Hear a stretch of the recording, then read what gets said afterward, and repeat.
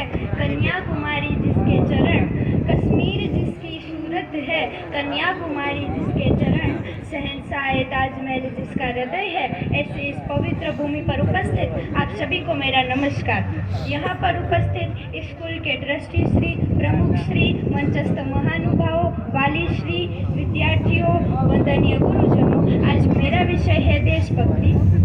हम अपनी जान की दुश्मन को अपनी जान कहते हैं, हम अपनी जान की दुश्मन को अपनी जान कहते हैं, मोहब्बत की इस मिट्टी को हिंदुस्तान कहते हैं, हिंदुस्तान कहते हैं। जो दुनिया में सुनाई दे उसे कहते हैं खामोशी, जो दुनिया में सुनाई दे उसे कहते हैं खामोशी, जो आंखों में दिखाई दे उसे तूफान कहते हैं, उसे तूफान कहते हैं। आज़ादी, आज़ादी का सही मतलब वही समझ सकता है जिसने कभी गुलामी की हो। हम सौभाग्यशाली है कि हमने आज़ाद भारत में जन्म लिया। यूँ तो आज़ादी की लौ 1857 में ही जल चुकी थी, जो 8 साल बनकर 1947 में हमारे भारत देश को आज़ाद कर गए। प्राचीन, मध्यकालीन और वर्तमान भारत के उदाहरणों से स्पष्ट करना चाहूँगी कि जब हम फिरंगियों के फेरे में फंस गए थे, तब रंग दे बसंती चोला की एक आवाज़ पर टोले के टोले उमड़ आते थे और उनके वंदे मातरम के नारों से खून में आने वाला 5-5 डिग्री का तूफान अंग्रेजी शासकों की जड़ों में तूफान ला देता था। लोग मर जाते थे, मिट जाते थे, फांसी पर चढ़ जाते थे, वो भी अपनी देशभक्ति साबित कर रहे होते थे, क्योंकि वो उस दौरान की देशभक्ति की कसौटी थी।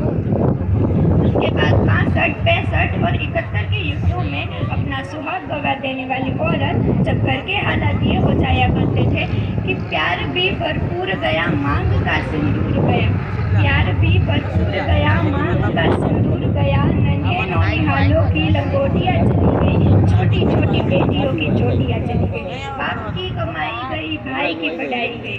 ऐसा एक विस्फोट हुआ, पता ही नहीं चला, पूरे जिस्म की कई बोटियाँ चली गई। आपके लिए तो एक आदमी मरा है साहब, आपके लिए तो एक आदमी मरा है साहब, किंतु मेरे घर की तो रोटियाँ चली गई वाले हालात खड़े हो जाने के बावजूद एक माँ अपने बेटे को सड़क पर अंग्रेजों की धज्जियाँ उड़ाने के लिए भेज देती थी और उससे पत्र लिखा कर ये भेजा करती थी कि माँ ने खत लिखा है बड़ी चाव से, माँ ने खत लिखा है बड़ी चाव से, पुत्र मेरे घबरा न जाना, एक इंच भी पीछे ना हटना, चाहे इंच इंच कट जाना, चाहे इंच इंच कट जाना। इस तरह पूरा परिवार अपनी देशभक्ति साबित कर रहा होता था। मैं मानती हूँ लोग अपना काम ईमानदारी से करें उसे ही देशभक्ति कहते हैं। मैं नहीं मानती कि फेसबुक और व्हाट्सएप के डीपी को 3 रंग में रंगना ही देशभक्ति है। और यदि आप कहेंगे कि साल में 2 बार रात में तिरंगा ले लेना देशभक्ति है, तो मैं ये पूछना चाहूँगी कि फुटपाथ पर रहने वाला वो बच्चा ट्रैफिक जाम में नंगे पाँव में जब तिरंगा बेच रहा होता है, तो क्या आप उसे उसकी देशभक्ति कहेंगे?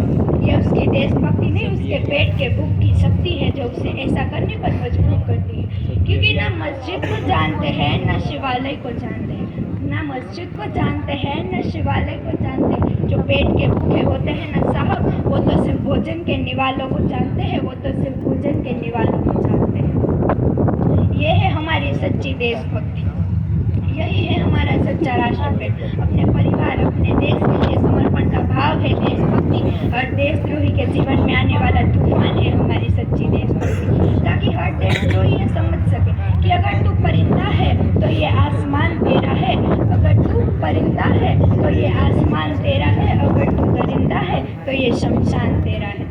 भाईचारे से रहना है तो रह इस जमीन पर, वरना ये कब्र भी तेरी और ये कब्रिस्तान भी तेरा है, वरना ये कब्र भी तेरी और ये कब्रिस्तान भी तेरा। लेकिन एक देशद्रोही से ज्यादा देशभक्ति तब आहत होती है जब एक बेटा अपने बूढ़े माँ बाप को वृद्धाश्रम की चौखट पर छोड़ आता है। करा उठती है वो देशभक्ति जब मुसीबत में फंसे लोगों की जान बचाने से ज्यादा हम सेल्फी लेकर अपनी लाइक्स बढ़ाने में लगे रहते हैं।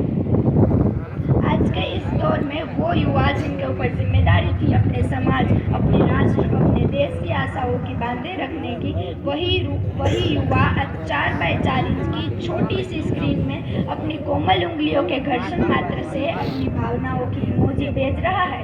इन्होंने भारत का भविष्य तबाह कर रखा है। हम ना एक ऐसे समाज में रहते हैं जहाँ पत्थर की जरूरत को लगते हैं 56 भोग, और भूखे नंगे तरफते सो जाते हैं लोग, भूखे नंगे तरफते सो जाते हैं लोग। मजदूर को मजदूर समझिए, मजबूर नहीं, गरीब को काम दीजिए, दान नहीं, दान देने तो जीते जी रक्तदान दीजिए और मरने के बाद अंगदान देकर मरते हुए को जीवन दान दीजिए।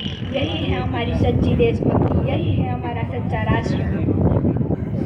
न सरकार मेरी है न रब मेरा है, न सरकार मेरी है न रब मेरा है, और ना ही बड़ा सा नाम मेरा है। बस इतनी सी बात का गुरूर है मुझे कि मैं भारत की हूँ और यह भारत देश मेरा है। बस इतनी सी बात का गुरूर है मुझे कि मैं भारत की हूँ और यह भारत देश मेरा है। हमारा हिंदुस्तान महान था, महान है और महान रहेगा। होगा हौसला सबके दिलों में बुलंद तो एक दिन पाकिस्तान भी जय हिंद कहेगा। अरे पाकिस्तान ही क्यों, सारा जहां जय हिंद कहेगा, क्योंकि सारे जहां से अच्छा हिंदुस्तान हमारा, हम बुलबुले हैं इसके, ये गुलसिता हमारा, ये गुलसिता हमारा। I being an Indian, I being a student, I being a daughter of this mother land, we proud to be an Indian and salute to Indian। अंत में तो बस मैं दो पंक्ति गाना चाहूंगी। आंचल तेरा रहे माँ रंग बिरंगा, ऊंचा आसमां से वो तेरा तिरंगा, जीने की इजाजत दे दे या हुक्म शहादत दे दे, मंजूर हमें जो भी तू चुने। रेशम का हो मधुशाला,